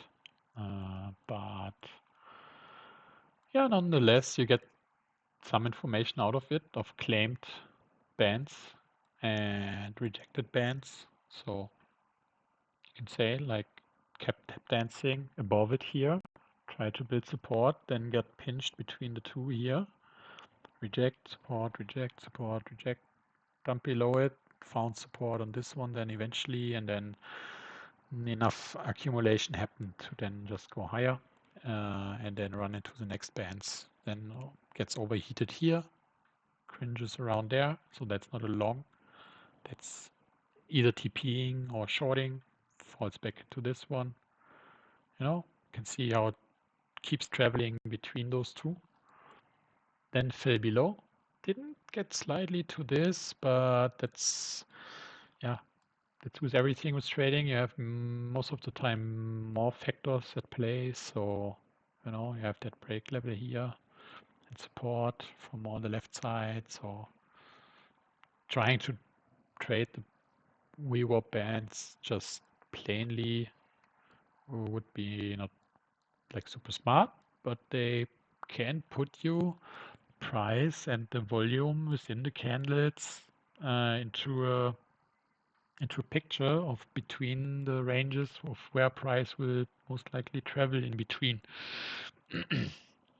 Yeah, and then it's like with everything with trading, eventually you have like up only things and it's traveling alongside, dragging all bands up, which then if we get a downfall, I don't know, let's say we are just topping out, it would be perfectly fine if it finds, support in those areas, or 208 again, or as time passes, maybe this gets dragged up a bit more, and then it's already at 205. Let's say those are the bands then it will most likely find support at either or, and then since we are in an uptrend, will then take off. And same works as resistance. Means up only at the moment, so those bands on the higher end get dragged up a bit faster. But if they coincide with this one here, and then just looking at what happened in the past, from all the potential resistance here, it would be questionable to long, for sure, questionable, but to not TP like anything. Michael told you that this was wrong. This guy got killed for his words and started getting back into the Bible, going to church. So I focused more on the spiritual reconnect that caused for me, and I'm sure dig in.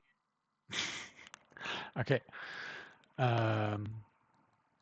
So where was I? Now actually it looks like it's claiming this VWAP band from that top, so depends on the other factors you also look at. Is it bullish? Is it overextension? Depends, but we know there's like a lot of action going on here, and it can then cause a reversal, because it's just how the volume applied in the candles applied onto being moving averaged throughout time say that it's justified that there will be volume here based on the past, and we'll find reasons to sell out here.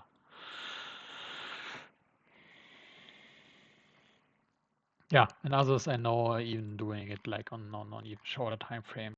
They have like a Skyping session, hop on the 5-minute, and then find your range, and then do like chip. I know if that's your session, and do like this and this, and yeah, not the worst thing, you can see doesn't hit it here really, but kind of rejects it here. Then this is another rejection at the same area from this top. Fucks around in the middle, finds support, long, then fights over it, and yeah, then eventually it was up only, and then the bands don't help you really. But if you catched any of these longs in here based on just that impression from those bands and maybe other confluence, and that's key for me. All about trading is finding confluence to justify a trade, and I like to observe those for higher time frame observations throughout the whole chart history, because I know from things I've read and talking to people that are longer in the game than I am that money is actually making decisions on those VWAP bands for higher time frame allocations. So if they do it, it's probably a smart idea to not throw that out of the window and have a look.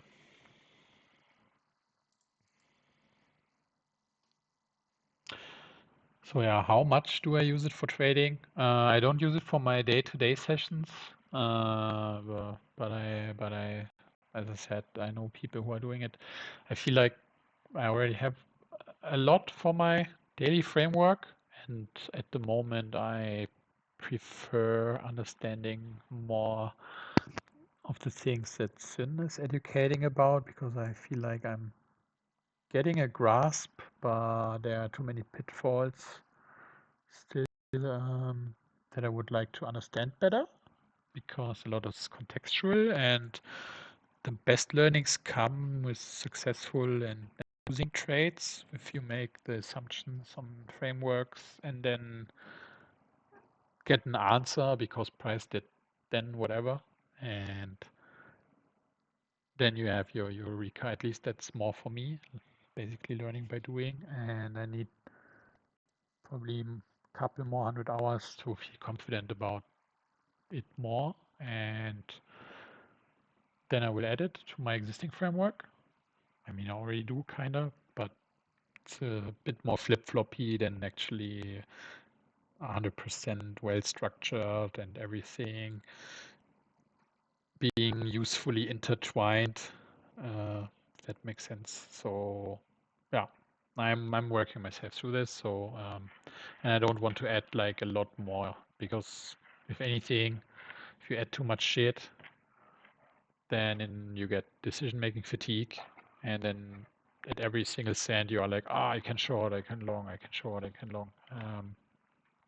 And then you're now not making any trade until eventually you make a very stupid trade and then lose money. And yeah, I prefer not to do that if I can. So deleting more from framework is usually better than trying to add more. And I feel like that whole new framework is already so huge and so complex in the execution, while the basic rules are simple, if you ask me. So this is what also makes super interesting, because if you have your FIB trade from A to B, from entry to exit, I don't know, 4-hour candle, boom, engulfment, hold level, that's long. I mean, wow, how easy gets doesn't get easier than that, you know. But to decide how do we get there and what happens when it goes there, I guess that's a different story, and it makes it very contextual. And this is where I need a lot more exercise to feel confident about, yeah, what will happen, what has more probabilities, etc. Because there was no good reason for me to see like fucking up only, other than baiting more people, stalling out, and then rolling over to then justify going lower, just by the simple idea of how corrections work. They work in waves usually, like this, or if it's goddamn, I'm still on the painting tool. If it's a more bullish correction, then it can do this and land on a higher floor and then take off.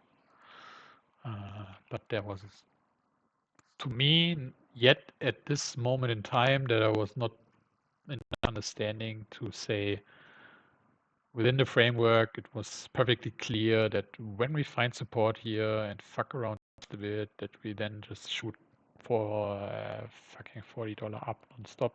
And so I feel like there are more learnings. And even I know there was this, or is this 18-week ongoing? That 18-week engulfment. Oh, basically drags us to new all-time highs from here to there after we hit it. Yeah, there's still just day by day and precisely today, for example, no good understanding yet of how that framework would have led me to 233, like non-stop. So more practice definitely needed to get there, more confidence, and then I can probably optimize it a bit. And then I would think about adding new stuff afterwards if I think that's good for making the profit and loss ratio improve. So yeah, just my 2 cents. Maybe others have like more and more tools they can add for themselves. Just personally, when I did it, I usually end up in decision-making fatigue and overload because 10 things say up, 10 things say down. So what you're gonna make? No.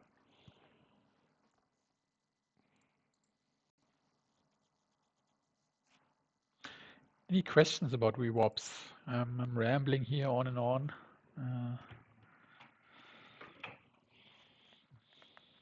Can you show us again how you applied it to the low time frame for scalping? How you anchor it? Yeah, sure. You basically always want to take the prior or the running range, and then anchor it to the highest peaking candle and the lowest peaking candle. So yeah, it depends when you start. If your day session starts here, then you probably gonna set up it like this.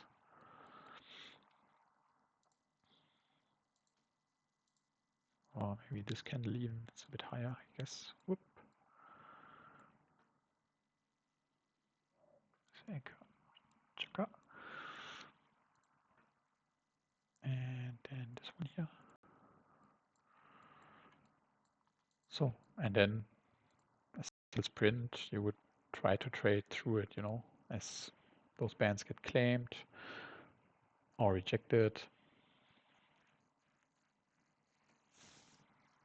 And they will keep printing onwards as the chart goes on. Because there's volume in those candles, and then they decide of being support or resistance eventually. So yeah, depending on where you start from today or what time frame you want to observe, you put it on the range of interest and anchor it on the highest candle zooming in and on the lowest candle zooming in, and yeah, then it will just print it to you. It's also viable to just do it with the local top and or even the all-time high top and this low here. There's no need to take the whole range. It's just what I prefer because I watch this chart for, yeah, like all chart history. Same as why I drew out like my RSI lines. I'm basically going through all the chart, not these candles, because it only started printing here.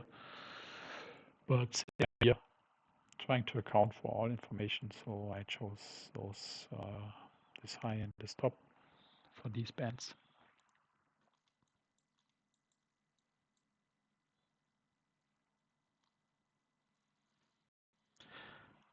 Right on. Makes sense.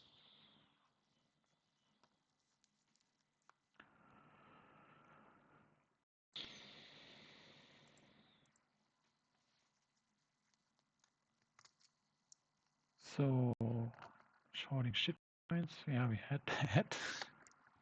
Really great question. Yeah, you want to make money when everybody's going into tears, it's still just another price direction basically. So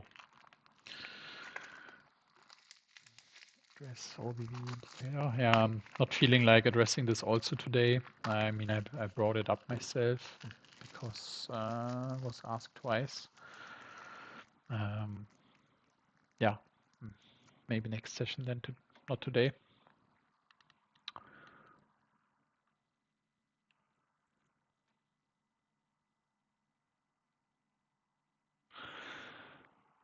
I think one interesting sub question of, yeah, you're welcome, Room.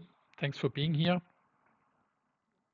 Always a pleasure with everyone coming, preparing those questions. It helps a lot to not just sit here and ramble nonstop about unorganized things out of the gut.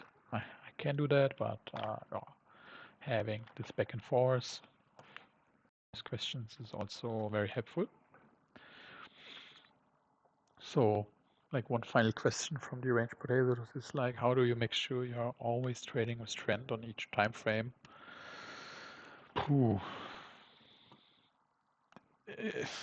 I guess trend detection is one of the most difficult things you can ask about trading. So if you just try to stick to the front side and back side ideas that we're talking about today, I mean, on the largest time frame, this is an uptrend, even if it's very sideways now. This is an uptrend overall. Then if you zoom in a bit from the top, that's still a downtrend.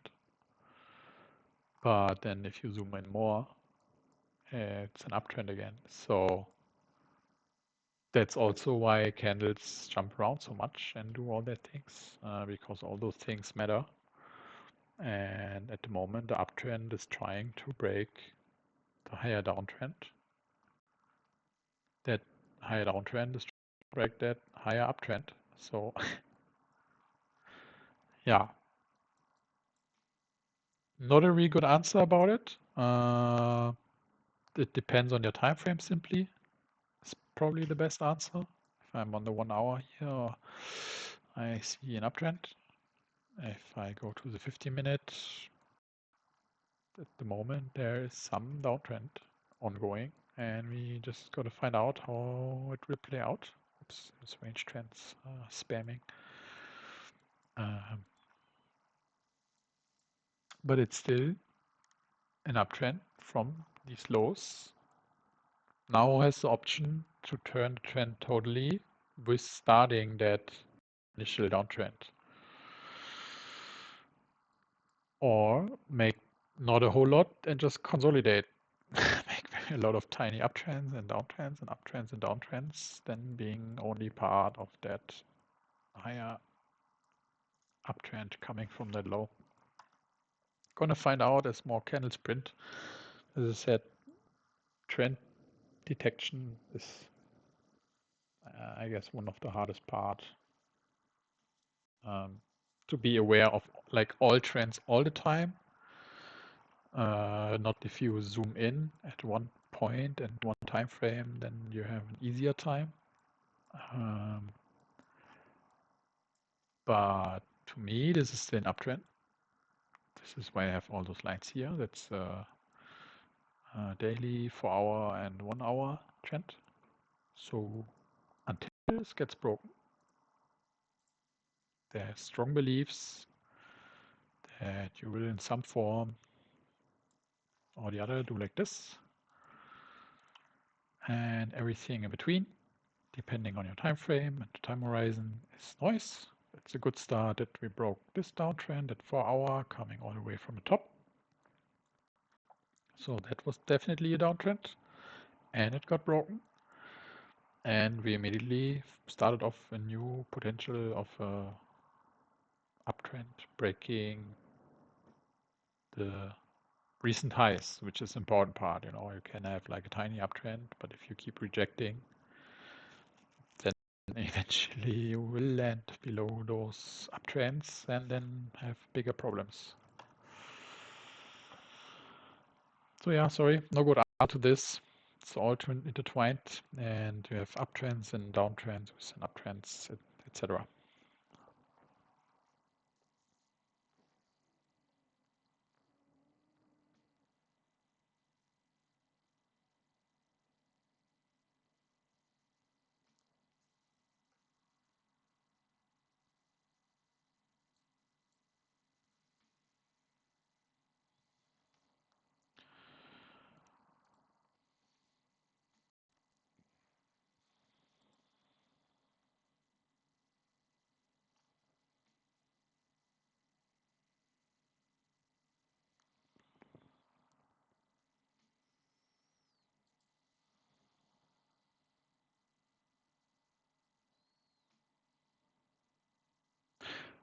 Maybe one sub question from Don't Chase about the VWAP.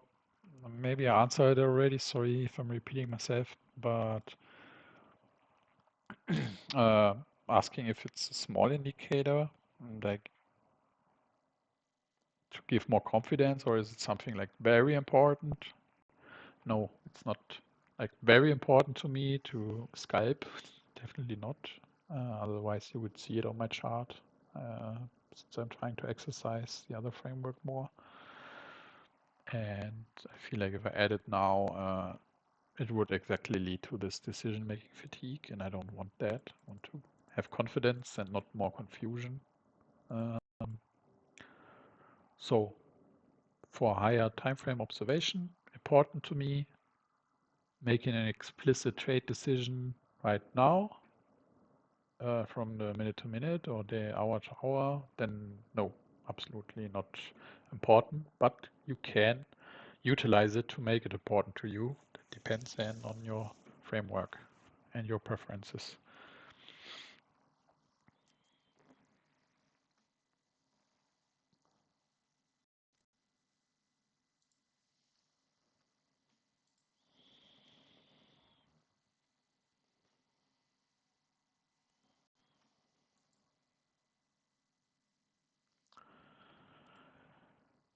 Yeah, okay. I feel like I know there are no questions in chat. Or anybody want to speak up to shoot something? Give it a go.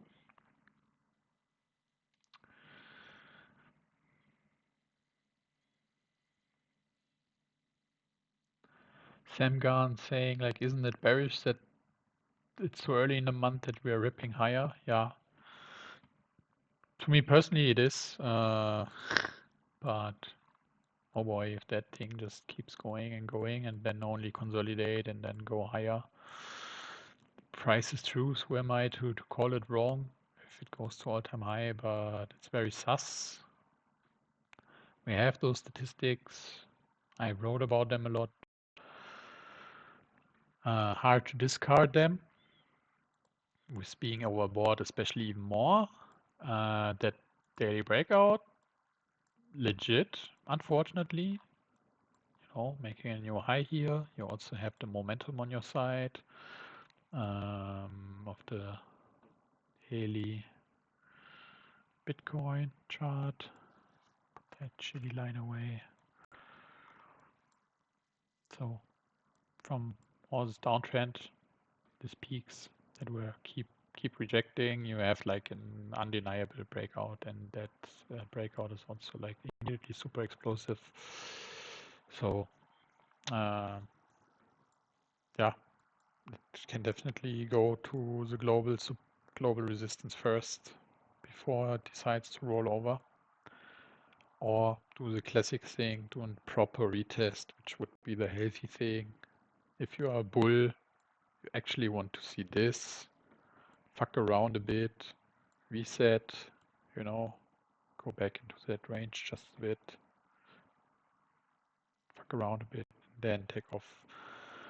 If it just keeps going up, then there's much more likelihood of an actual blow off top much more sooner rather than later, which would be funny enough with aligning with that miraculous 6th of October date.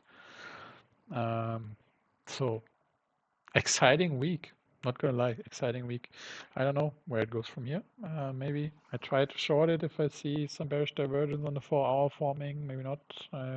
Probably let you know in chat. To me, it's more bearish. We have an 80% chance of making the low of October in the first week or second week before going to higher highs. So it's very sus that immediately on the monthly closure that there is absolutely no fucking wick. It's like 0.06%, if I'm not mistaken. Yeah, 0.07%, which is an absolute joke. The average drawdown of the monthly during those times is between 6 and 12%. So it's, yeah, you have all reasons to find the sus, Sam Gunn. You're absolutely right there. That we're deviating 6% from all the statistics, and even on the 80% statistics of finding the low in the first week or second week, being up only then. very, very sus. And the most sus thing is that we are doing all this with only 2 days. And the first week is, yeah, basically only done by 2 days, and you still have 5 days. And you can see what they can do within only 2 days. So if they can do that in 2 days, why would I not believe they can, do this in 1 day again and finally go to the liquidity everybody was talking about and take all this shit out, bounce, consolidate, and then lift off. Perfectly possible to do this, and we have 14 more days to go to follow those statistics with a very high probability historically about Bitcoin. So yeah, let's see. Exciting week, not gonna lie. So I'm probably more focused on Skyping. And if there's an offer of a very good long entry, then I will take it. But yeah, sometimes you just miss out, and that's how it is. Part of the game. Not gonna FOMO and long here, even if it keeps going up. That's like where the stupid money starts longing, and maybe they get like this, and then they are up only, double down, up only, double down, and then just like this. Or it doesn't do it, and just like this. Who the fuck really knows? Probability are against up only from here. For all the things shared plenty of times over the last days. So yeah, we find out together.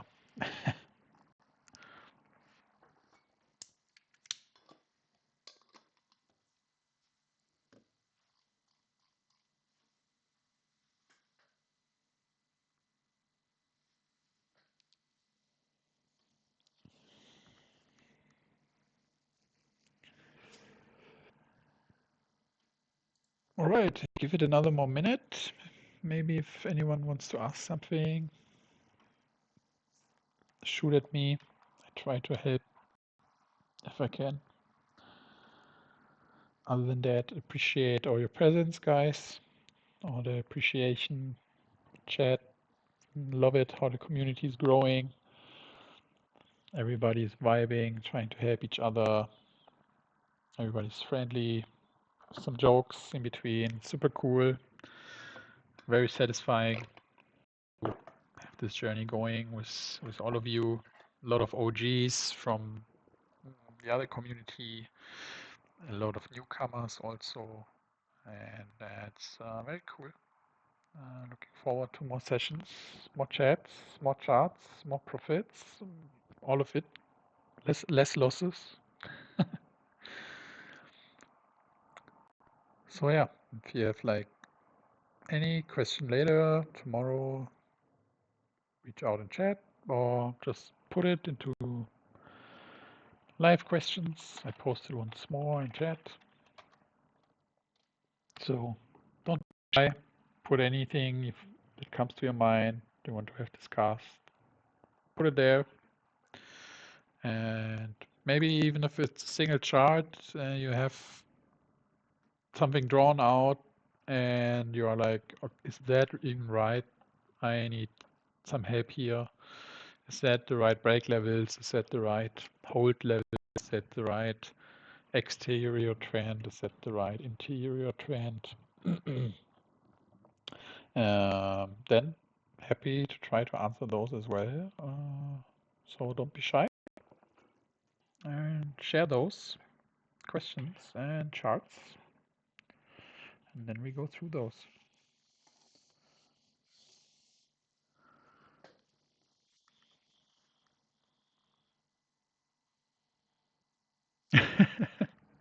Yeah, if I have a burger donation wallet, I could need a burger right now. It would be very good, but I probably just have a gin tonic after the stream, so that's also good. But thanks, Sebabo. Very nice, very kind of you.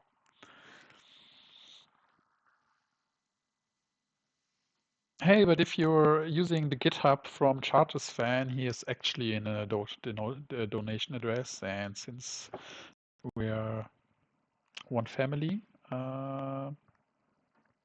just leave him whatever you feels like is worth donating. And yeah, I guess he'd be happy for all the work he's doing with the automations and bot thing.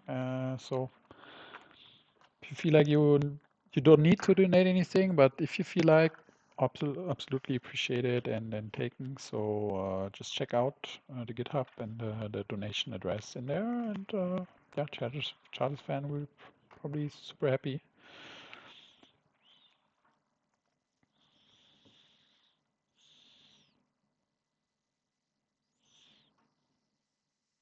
Oh, that's great. Thanks for mentioning that. I didn't know. I'll actually donate now, I think.